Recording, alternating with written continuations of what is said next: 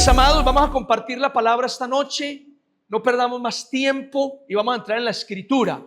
Quiero invitarles que se ubiquen conmigo en el Evangelio de Juan, capítulo 7, versículo 45 al 53, perdón, al 52. Pasaje en el que he meditado, que lo he estudiado, lo he analizado y siento que Dios habló a mi vida a través de este pasaje. Y quiero leerlo ahora delante de ustedes, Juan 7, 45 al 52. Dice así la palabra del Señor, escuchen. Los alguaciles vinieron a los principales sacerdotes y a los fariseos, y estos les dijeron: ¿por qué no le habéis traído?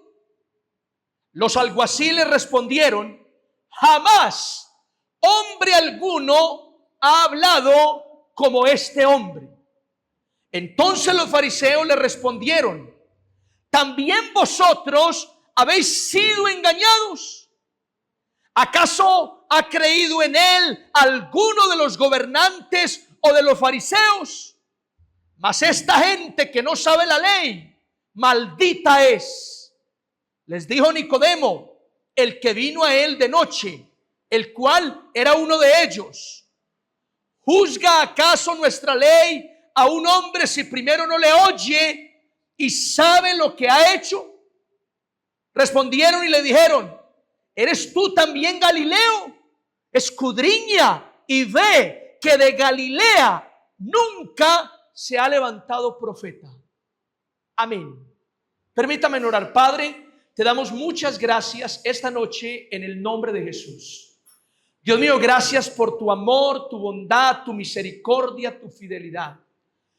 Gracias, Señor, por traernos hoy a este lugar para escuchar tu voz, para recibir tu palabra. Yo te pido en esta hora que uses mi vida como un instrumento en tus manos, como un canal de bendición para toda la iglesia reunida aquí esta noche. Te ruego, Señor, que la palabra no sea palabra de humana sabiduría, sino que en verdad sea palabra que sale de la boca de Dios, que desciende del cielo a la tierra y esta noche edifica nuestras vidas. En el nombre de Jesús, levanta tu mano conmigo y di: Señor, háblame por medio de esta palabra. Yo la recibo en mi vida creyendo que eres tú quien me estás hablando. En el nombre de Cristo Jesús. Amén y amén. Muy bien, damas y caballeros, a través de este pasaje bíblico quiero compartir una enseñanza que he llamado las palabras de Jesús. ¿Cómo se llama este mensaje? Eso. Miren que está a su lado, dígale: no me interrumpa. Dígale así: no me interrumpa, porque esta noche hablaremos sobre las palabras de Jesús. Oiga, este es el mensaje de esta noche: las palabras de Jesús. Y de hecho a eso venimos a la iglesia. ¿A escuchar qué? Las palabras de Jesús. Y permítanme, comienzo de esta manera. Escuchen. En el año 384, repito, en el año 384 antes de Cristo, nació en Grecia un hombre llamado Demóstenes. Demóstenes fue un reconocido orador en Grecia que hizo su primer discurso público a los 20 años. Políticos romanos muy célebres como Cicerón llegaron a reconocer a Demóstenes como el perfecto orador. Así se le conocía a Demóstenes, como un tipo que entregaba discursos, que exponía, que manejaba la oratoria de manera perfecta, excelente. De hecho, mis amados, Demóstenes fue reconocido como el padre de la oratoria. ¿Ah? Increíble. Pero eso no es lo más impresionante. Lo que más impresiona es que además de ser reconocido como el padre de la oratoria, Demóstenes era tartamudo. ¿Cómo? Tenía una discapacidad en el habla. En otras palabras, no se le lograba entender bien cuando hablaba. Esa era su discapacidad. Sin embargo, Demóstenes se propuso superar esta discapacidad. Se propuso convertirse en uno de los mejores oradores en Grecia y en el mundo conocido. Y para superar esta discapacidad, Demóstenes hizo varias cosas. Por ejemplo, escuchen, Demóstenes practicaba sus discursos cuando corría o cuando se quedaba sin aliento. Él pronunciaba frases para lograr mejorar su habla.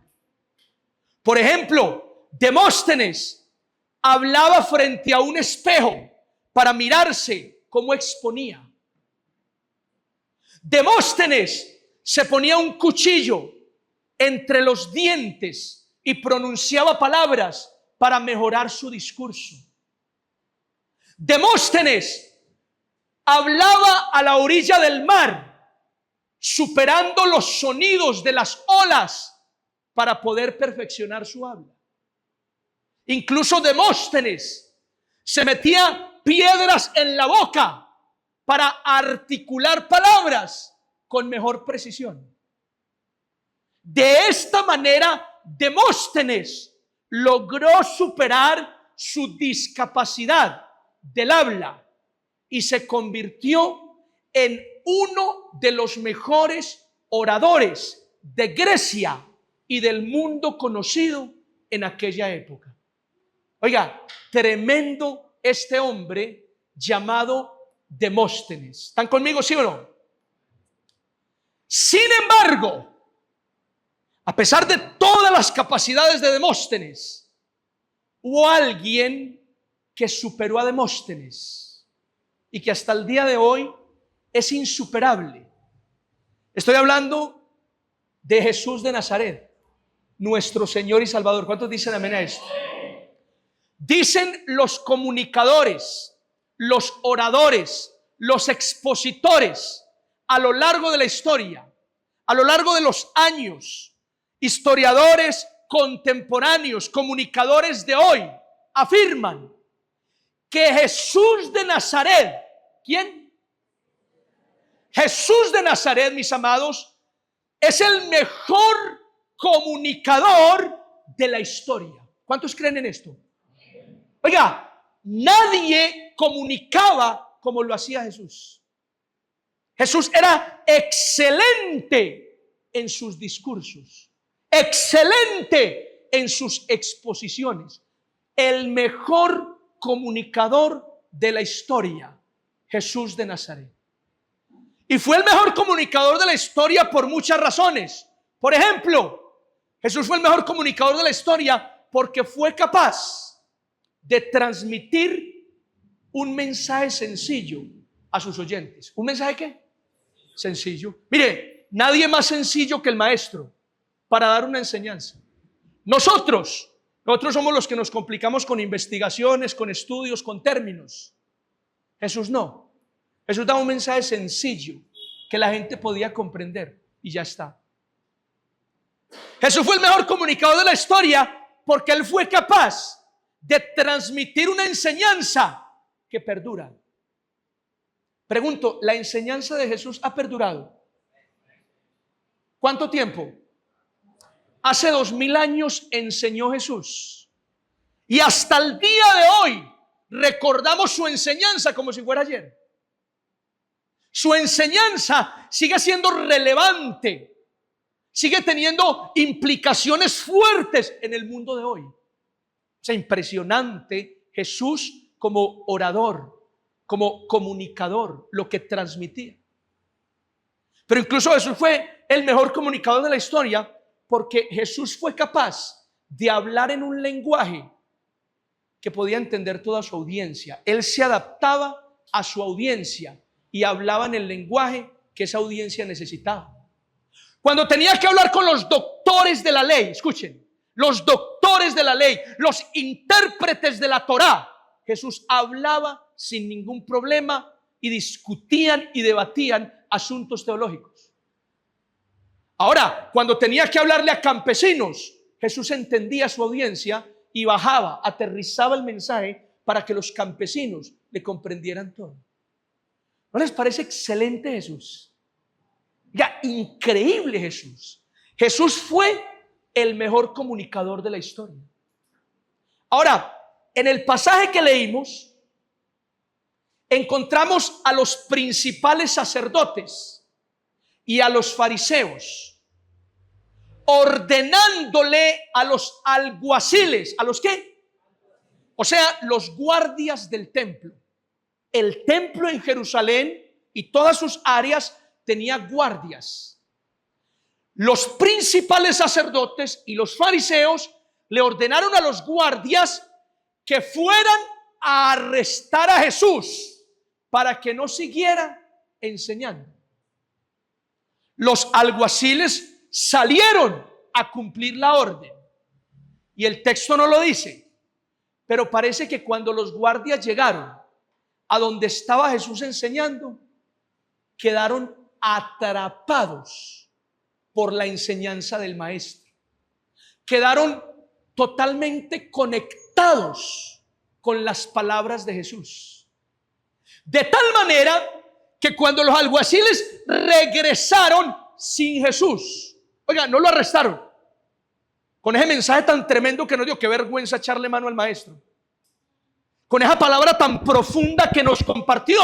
Hombre, ¿qué es esa desfachatez ponerle esposas? Echarle mano y traerlo. No, lo dejaron. Antes volvieron todos impresionados. Y cuando se presentaron ante los sacerdotes y los fariseos, estos sacerdotes y fariseos le preguntaron: ¿y dónde está? ¿Por qué no han traído al Jesús de Nazaret? La respuesta de los alguaciles fue una, muy sencilla. Ellos dijeron: jamás hombre alguno ha hablado como este hombre. Yo quiero que te concentres conmigo en esta frase. Jamás hombre alguno ha hablado como este hombre. Dicho de otra manera, ¿sabe qué significa eso? Nunca hemos escuchado una enseñanza tan impresionante como la que dio Jesús. Eso es lo que están diciendo los alguaciles. Y es increíble. Y abro un paréntesis, paren aquí. ¿Por qué? Piensen conmigo en los alguaciles. Ellos están vigilando el templo, la sinagoga, alrededor del templo. En la sinagoga y en el templo hay cátedra de Moisés de continuo. Se paran intérpretes de la ley a entregar unos estudios de la Torá impresionantes. Allá en la sinagoga se paran fariseos, sacerdotes a dar unas enseñanzas sobre la ley de Moisés, que para la época serían realmente lecciones formidables. Y los alguaciles que estaban ahí escuchaban a esos intérpretes, escuchaban a esos sacerdotes. Con todo eso, cuando escucharon a Jesús, solo les ocurrió decir: jamás hombre alguno ha hablado como este hombre. Oiga, impresionante, hermanos. Jamás hombre alguno ha hablado como este hombre. ¿Y cuál fue la respuesta de los sacerdotes y fariseos? Se enojaron con los alguaciles. Se enojaron porque se habían dejado engañar. Ellos dijeron: ustedes también se dejaron engatusar. A ustedes también los convenció ese. ¿Qué les pasa? Si ni siquiera los gobernantes y fariseos han creído en ese nazareno, ¿ustedes por qué van a dejarse engañar de esa manera? Y luego dicen los fariseos y los sacerdotes, pero esta gente que no conoce la ley, maldita es, ignorantes. Por eso es que se dejan convencer tan fácil, porque no conocen realmente la ley de Dios. Malditos sean. Oiga, y ahora otro paréntesis. Esto me hace pensar, mis amados, que así sucede con todas las personas que creemos en Jesús. Mire, las personas que creemos en Jesús y terminamos creyendo porque para nosotros Jesús es maravilloso, para nosotros Jesús tiene algo especial, para nosotros Jesús es el Salvador. ¿Cuántos dicen amén a esto? Uno no sabe describir a Jesús. Los que conocemos a Jesús y hemos creído en Jesús, no sabemos describir al Maestro, pero es maravilloso. Sin embargo, los que hemos creído en Jesús, hay personas alrededor que nos señalan de ignorantes. Hay personas alrededor que se indignan o que les molesta, porque para ellas nosotros nos dejamos engañar. ¿Están conmigo, sí o no? Tal vez hoy usted ya no vive tanto esa presión, pero muchos que recién se convierten sienten que sus familiares, vecinos, conocidos, jefes de trabajo les molesta, porque para ellos usted es un ignorante que se dejó convencer, que se dejó engañar. Por eso que es que el evangelio. Pero mis amados, nada de eso. Nosotros no nos dejamos engañar. Nosotros, por el contrario, decidimos creer en el Señor y Salvador del universo. ¿Cuántos dicen amén a esto? Ahora, la pregunta de esta enseñanza es: ¿cómo no creer en las palabras de Jesús? Mira que está a su lado, dígale, ¿cómo no creer en las palabras de Jesús? O sea, ¿por qué no creer? ¿Cómo no creer en las palabras de Jesús? Si las palabras de Jesús no son de Él, sino del Padre que lo envió. ¿Cuántos dicen amén a esto? Eso dice Juan 14:24.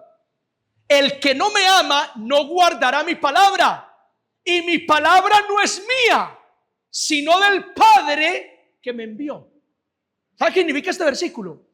Que las palabras de Jesús son tan importantes porque fueron enviadas por el Eterno, por el Creador del universo. Pregunto, ¿son importantes las palabras de Jesús? Son del que lo envió. Entonces, ¿cómo no creer en las palabras de Jesús? Ahora, ¿cómo no creer en las palabras de Jesús si las palabras de Jesús son espíritu y son vida? Juan 6:23 dijo Jesús: el espíritu es el que da vida, la carne para nada aprovecha, y mis palabras son espíritu y son vida. ¿Sabe qué significa eso? Que las palabras de Jesús son provechosas para su vida. ¿Cuántos dicen amén a esto?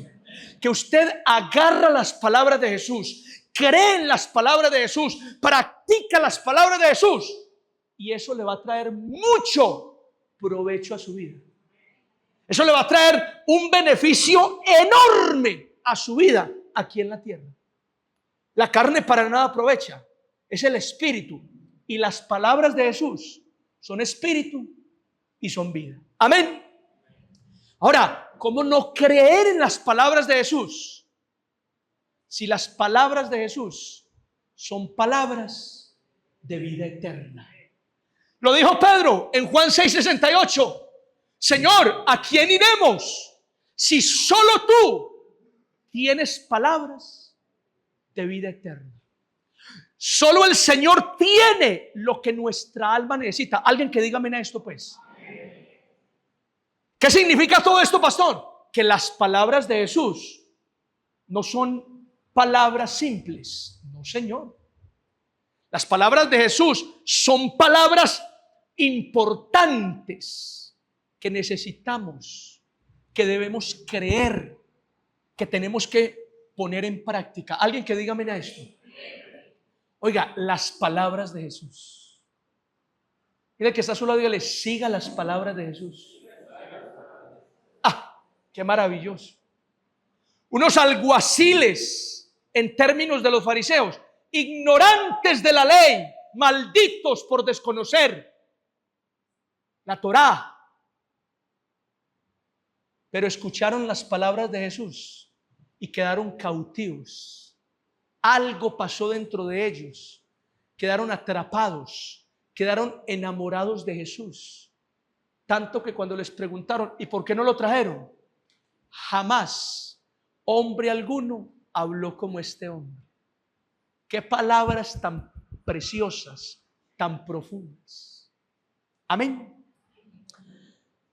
El apóstol Pablo escribió a Timoteo, y en su carta a Timoteo, en su primera carta, capítulo 6, versículo 3 al 10, Pablo dijo lo siguiente. Escuchen lo que dijo.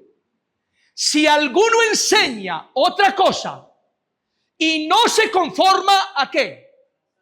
A las sanas palabras de nuestro Señor Jesucristo y a la doctrina que es conforme a la piedad, está envanecido, nada sabe, delira acerca de cuestiones y contiendas de palabras, de las cuales nacen envidias, pleitos, blasfemias, malas sospechas, disputas necias de hombres corruptos de entendimiento y privados de la verdad, que toman la piedad, la vida cristiana, como fuente de ganancia. Apártate de los tales. Pero gran ganancia es la piedad, la vida cristiana, acompañada de contentamiento, porque nada hemos traído a este mundo y sin duda nada podremos sacar. Así que teniendo sustento y abrigo, estemos contentos con esto, porque los que quieren enriquecerse caen en tentación y lazo y en muchas codicias necias y dañosas que hunden a los hombres en destrucción y perdición, porque raíz de todos los males es el amor al dinero, el cual codiciando algunos se extraviaron de la fe y fueron traspasados de muchos dolores. Qué pasaje tan importante para este tiempo. Este pasaje comienza diciendo algo fundamental. Pablo dice: si alguno no se conforma a las sanas palabras de nuestro Señor Jesucristo. Mis amados, el apóstol Pablo en su carta a Timoteo habla sobre las sanas palabras de nuestro Señor Jesucristo. Diga conmigo: las sanas palabras de nuestro Señor Jesucristo. Oiga, mis amados, les hago una confesión. De las cosas que me llaman la atención estudiando la Escritura, esto: las sanas palabras de nuestro Señor Jesucristo. Pablo está haciendo un llamado a todos los creyentes, incluyendo a Timoteo, a conformarse. Digan conmigo: conformarse. ¿A conformarse con qué? Con las sanas palabras. Dicho de otra manera, no necesitamos más que las sanas palabras de Jesucristo. Y Pablo está diciendo: mire, confórmense con las sanas palabras. No necesitan nada más. ¿Por qué? Porque fue el maestro el que las enseñó. Y si él no enseñó otra cosa, entonces no necesitan otra cosa. Solo las sanas palabras de Jesús. ¿Cuántos dicen amén a esto? Este pasaje es una invitación a conformarnos. Amén. A ubicarnos, a concentrarnos en una cosa: en las sanas palabras de nuestro Señor Jesucristo. Ahora, el que no se conforma con estas palabras, el que no lo haga, está envanecido. Está envanecido. Nada sabe.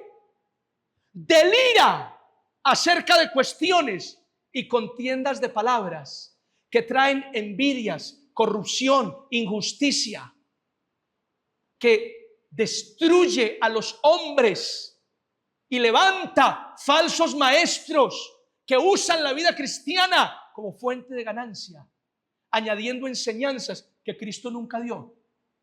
Tremendo esto, hermanos. El que está solo, hágale tremendo. Ahora, pensando en esto, hermanos, yo quiero que hoy usted esté muy atento a lo que le voy a transmitir. Porque a lo largo de la historia del cristianismo, ¿cuándo? A lo largo de la historia del cristianismo, muchas iglesias, ¿cuántas? Muchas iglesias, muchos cristianos, muchos líderes evangélicos, muchos predicadores y pastores han añadido, han inventado y han incorporado otro lenguaje al evangelio que distorsiona las enseñanzas, las sanas palabras de nuestro Señor Jesucristo. Digan conmigo, ay, ay, ay.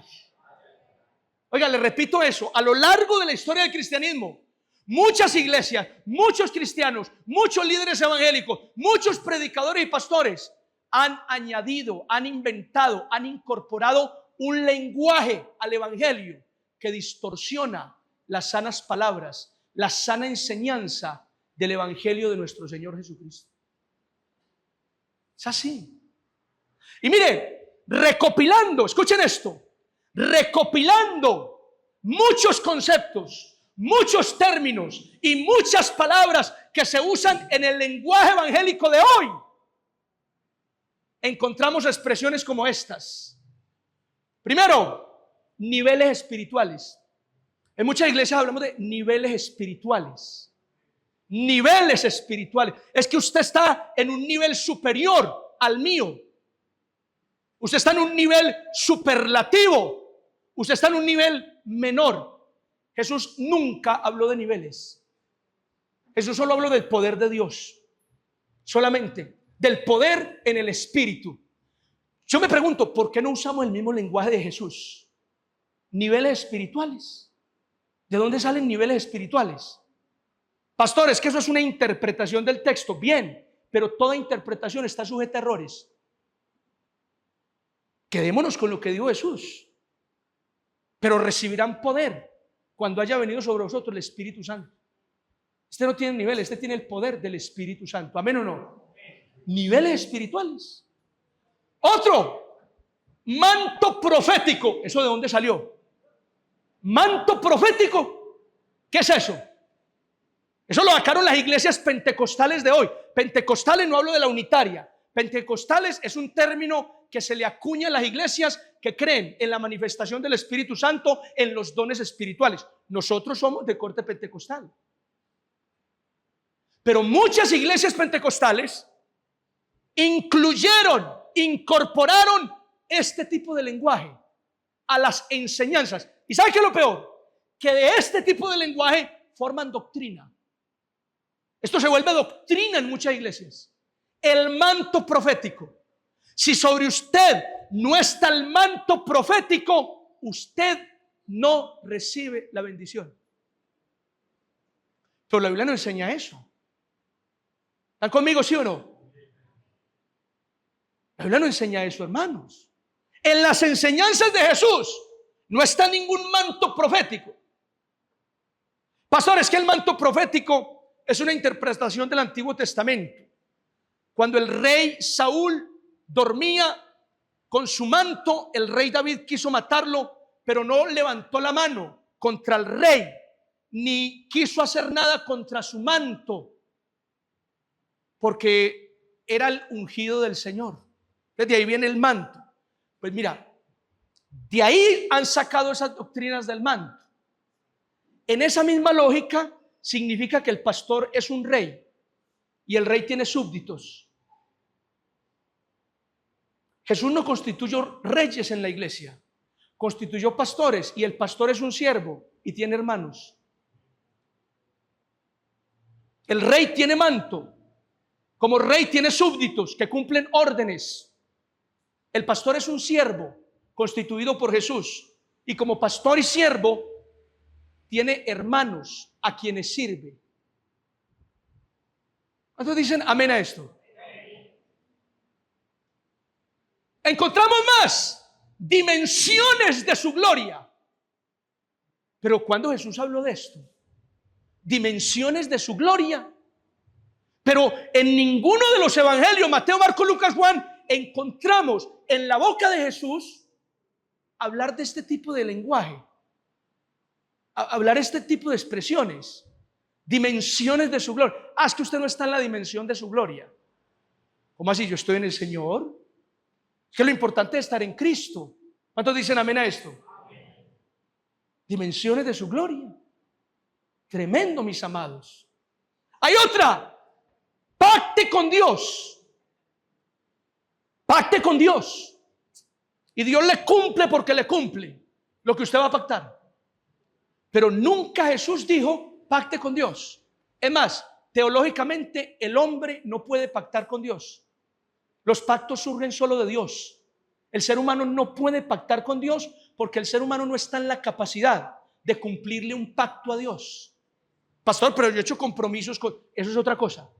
Un compromiso es otra cosa. Pero pacto, en el sentido de la palabra pacto, el hombre no puede hacer pactos con Dios. Pastor, pero ya hay una iglesia que dicen pacte con Dios y el pacto se sella con dinero. Y cuando yo di dinero para sellar el pacto, me fui para mi casa a esperar la casa, el auto de mis sueños, porque el pacto Dios lo va a cumplir. Nunca Jesús habló de esto en los evangelios. Jamás. Nunca. Esto no son sanas palabras del Señor Jesucristo. Son palabras. Esto es un lenguaje distorsionado del evangelio. Pero hay más. Cobertura espiritual. Ojo, yo entiendo cuando hablamos de una cobertura en el sentido de cuidado. Mi cobertura espiritual es el pastor Wilder. Yo entiendo eso como que el pastor es el que me pastorea. El problema es que la cobertura espiritual se ha llevado a otros términos totalmente descabellados. Yo conozco pastores que han amenazado a los creyentes diciéndoles que si se salen de su cobertura pastoral les va a ir mal. Algo malo les va a pasar por salirse de su cobertura espiritual. ¿Cobertura? ¿Pero cuál cobertura?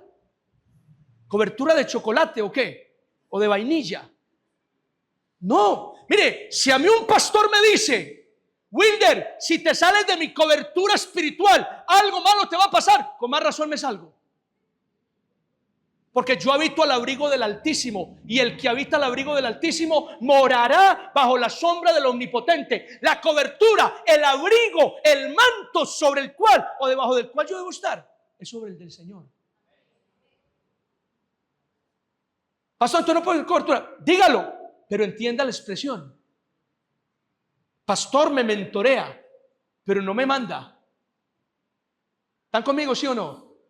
Y si me voy para otro lugar, no estoy saliendo de ninguna cobertura de hombres. Yo estoy en la cobertura del Señor. Es más, lo que importa realmente es la cobertura del Señor. La cobertura del hombre, para nada. Yo conocí a un pastor que amenazó a los creyentes con que si se iban de la iglesia, al salirse de su cobertura, el diablo iba a hacer estragos en su vida. Y cuando se salieron, porque se salieron, él les mandó a hacer brujería cristiana. ¿Qué?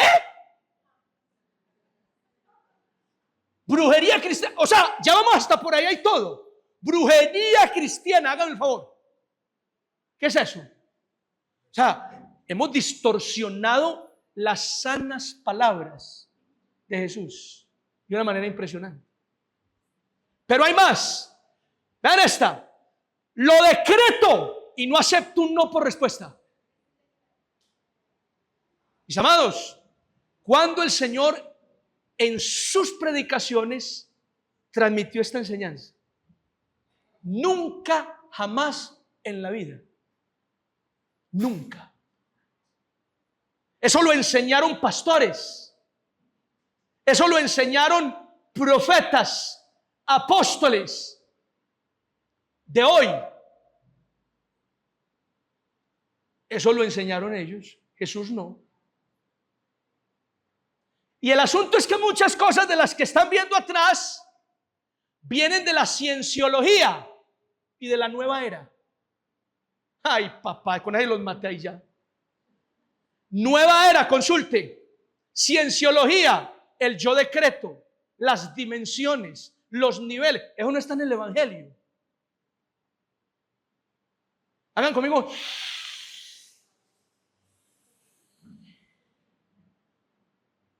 Eso no está en el Evangelio, hermanos. Entonces dice Pablo, confórmese con las sanas palabras de Jesús. Ahora, cuando estudiamos los Evangelios, Mateo, Marcos, Lucas, Juan, descubrimos cuáles son realmente las enseñanzas de Jesús. Mire, estudiando los Evangelios podemos recopilar las enseñanzas de Jesús que están expresadas en ordenanza. Se las voy a enumerar.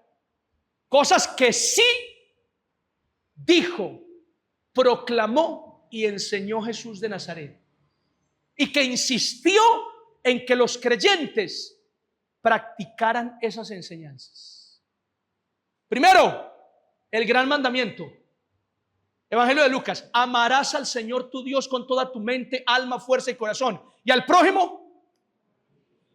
Enseñanzas de Jesús, sanas palabras del Maestro.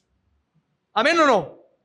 Segundo, seguirlo ¿cómo? Tomando la cruz y negándose a sí mismo. Si alguno quiere venir en pos de mí, hágalo. Pero tiene que dar dos cosas: niéguese a sí mismo y tome la cruz. Tercero, arrepentirse y creer. Marcos 1. El tiempo se ha cumplido, el reino de los cielos se ha acercado. Arrepentíos y creed en el Evangelio. Oiga, me dan ganas como de llorar. O sea, esto lo dijo Jesús. Esas son las palabras hermosas del Señor. Lo que tú necesitas, no más. Cuarto, recibir al Espíritu Santo. El que cree en mí, como dice la Escritura, de su interior correrán ríos de agua viva. Esto dijo del Espíritu Santo que habían de recibir los que creyeran en él. Y el Espíritu Santo en mí es el que sana enfermos, echa fuera demonios, hace milagros. ¿Cuántos dicen amén? ¿Y por qué no quedarnos con esto así sencillo? Siguiente, orar al Padre. Esto lo enseñó Jesús en varias ocasiones en los evangelios. Mas tú, cuando ores, entra en tu aposento, cierra la puerta y ora a tu Padre que ve en lo secreto, y tu Padre que ve en lo secreto te recompensará en público. Esto sí lo dijo Jesús. Lo enseñó ¿a quién? A sus discípulos. Siguiente, perdonar de todo corazón.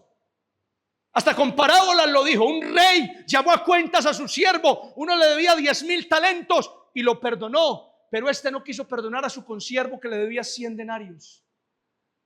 Así hará vuestro Padre con vosotros si no perdonáis de todo corazón. Hay que perdonar. Jesús enseñó: tienes que perdonar, porque si no perdonas, mi Padre que está en los cielos tampoco te perdona a ti. Qué simpleza, qué sencillez, qué enseñanza tan linda. ¿Por qué nos complicamos? ¿Por qué nos fuimos por donde no es? ¿Por qué le inventamos cosas a la Biblia que no están? Fruto de una interpretación errada, muchas veces movida por intereses particulares de los que dirigen las iglesias. ¿Por qué? Siguiente, escudriñar las Escrituras. Jesús dijo: escudriñen las Escrituras, porque a ustedes les parece que ellas hablan de la salvación y ellas dan cuenta de mí. Estúdienlas. Siguiente, alabar a Dios. Sanó a unos leprosos, 10, solo volvió a uno y dijo: solo vino este leproso, nadie más vino a glorificar al Señor, solo este extranjero. acto seguido comienza a hablar de alabar al Señor. Jesús te habló a ti que crees en Él, de alabar al Padre. Alaba a Dios, alaba a Dios. Alábalo, glorifícalo, dale gracias a Él.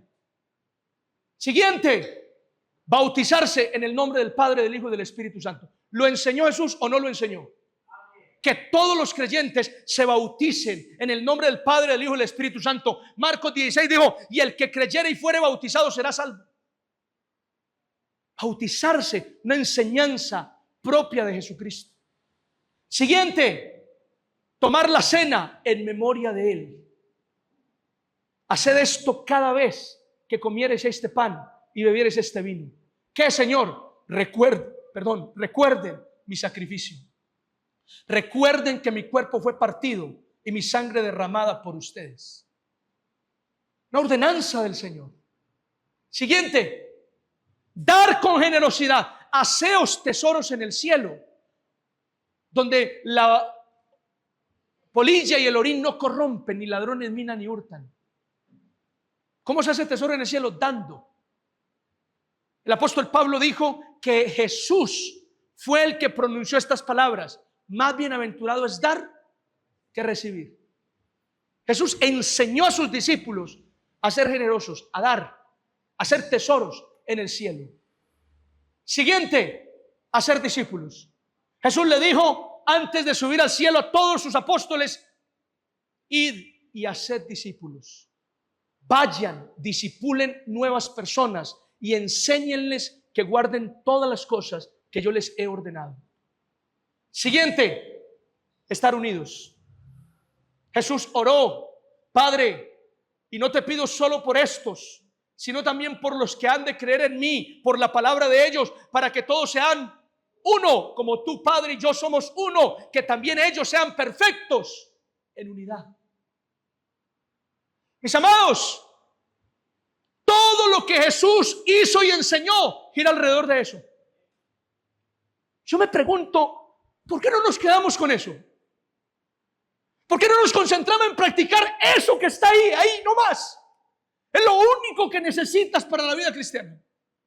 No necesitas mantos proféticos, no necesitas dimensiones de su gloria, no necesitas pactar con Dios, no necesitas coberturas espirituales de chocolate, no necesitas nada de eso.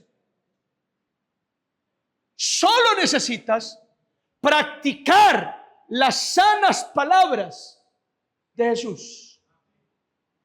Y las sanas palabras de Jesús podríamos resumirlas en esto que está aquí al frente.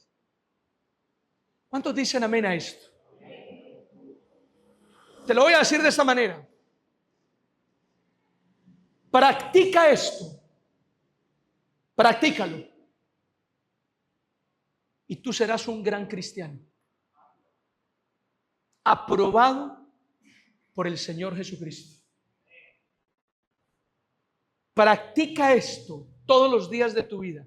Persevera en esto hasta el fin. Y tú tendrás parte en el reino de los cielos con Jesús.